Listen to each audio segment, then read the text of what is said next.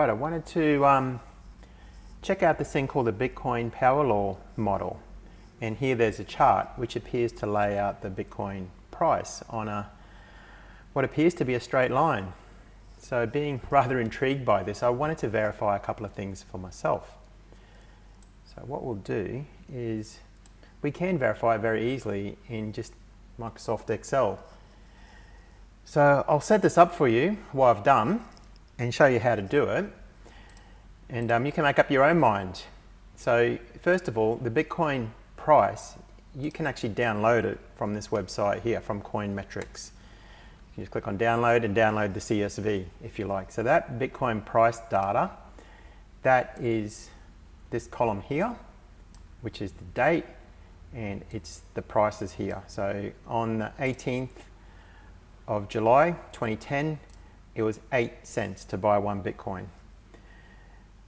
So this price data, the last cell here I've documented is 5173. So if I scroll down here, it goes all the way down to cell 5173, which is the 7th of September 2024, just a couple of days ago. So I've got the latest, I've got as much data as what I could possibly get. Now in this column, I've got the number of days from the Genesis, which is January the 3rd, 2009. So the first 560 days, I don't really have good data for. I'm sure some people do, but I don't. So I've just started my plot from here, my verification from here. Now, the Bitcoin price law model, it's a simple equation. It's just this equation here, y equals k times x to the power of n. And you'd think at first glance, there's no way in hell that would be able to predict the Bitcoin price. But I'll tell you what, I think you might be in for a surprise. So in this case here, k is this value here. So it's actually 0.000 with 17 zeros, 652 is what that is in. That's that number there in scientific notation. And then n, which is an exponent, is 5.88, so just shy of 6. All right, so that's our setup. That other Bitcoin price chart that we had up before, you can actually just go to this website here and check it out, the Power Law Online. So we'll start by just taking a couple of graphs. And so if I just graph even these data points here, and I just go insert, I'll pick just a line graph to get that. It's sort of just a bit of a squiggly line at the moment. We'll fix that up, right click on that, select data, and I'm going to edit that series. I'll call it Bitcoin price data. And here we're going to put in the last cell, which is 5173, so I don't have to scroll all the way down, 5173. And in here, 5173, put that in as well and go okay. Good stuff. So let's just take a look at what we got here. I think it's a graph that a lot of people will be familiar with. That's the Bitcoin price. So on day, just shy of day 2000, that would have been the 2014 price, market, crash and then dump again. So just shy of day 2000. Just here, just shy of day 1000 would have been the 2011 crash. You can't even see it. It's impossible to see because, the scale just doesn't show it very well because this is a linear scale. And then here, I think just after between day 3000 and day 4000 is the 2017, late 2017 boom and bust. And then this is just from a couple of years ago, these ones here between 4 and 5,000. So what we can do is we can just go into that scale and I can go format axis. And I'm going to click on logarithmic. So I'm going to make the y-axis, the vertical axis, logarithmic. Now we can see all those previous booms and busts. So that's the advantage of a logarithmic scale. See what we've got is we've got 0.1 here, 1, 10, 100, 1,000, 10,000, 100,000. So it just shows you the Bitcoin price and that there's much more of a pattern to it So I think at this point here, what we're going to do is we're going to add the Bitcoin power law model, which I have calculated in this column here. You can have a quick look at the equation. So that is, let me just go F2 on that. So this number here is G3, and there's like $G, $3, that just locks that cell. So when I drag it down, it doesn't drag it down over here as well. And then times B8, which is the X value here. And then to the power of G4, $G, $4, which is over here, G4. So that's our power law model. So if I escape out of that. So we're hoping that these numbers here can match these numbers as closely as possible. By the way, I haven't told you where I've got these numbers from. I just looked them up from Giovanni's power law model because I've only spent an hour with this spreadsheet. So Excel can actually work out these numbers for you if you really want to, but I just haven't gone into that much depth. So we're now going to now add the power law model. So let me just click on that, go select data.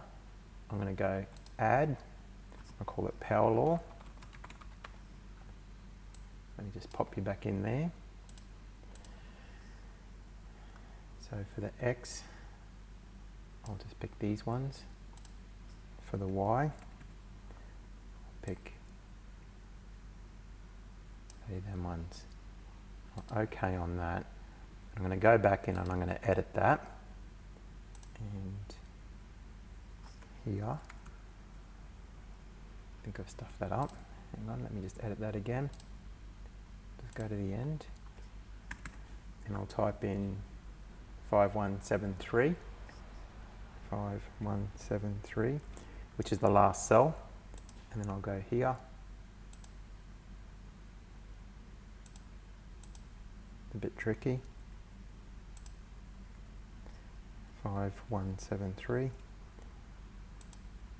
And yeah, and we get a Bitcoin power law model. So you can see that orange line that goes through the Bitcoin price, which is just simply this equation here.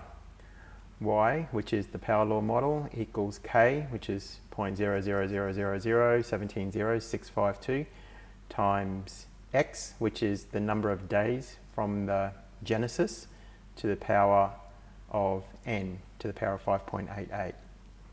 And that's at that line there. But on that previous website that we're looking at, the power law model was on a straight line, but this here is on a curved line. So the y-axis is logarithmic, but the x-axis is still linear. So what we can do here is I can go into the format of the x-axis, and if I put that on a logarithmic scale as well, bam, we get a straight line. But what I can do is I can probably just start this from 500, so that it takes up the whole graph. So instead of the minimum from 1, I'll just go up here and change it to 500 and just click out of there.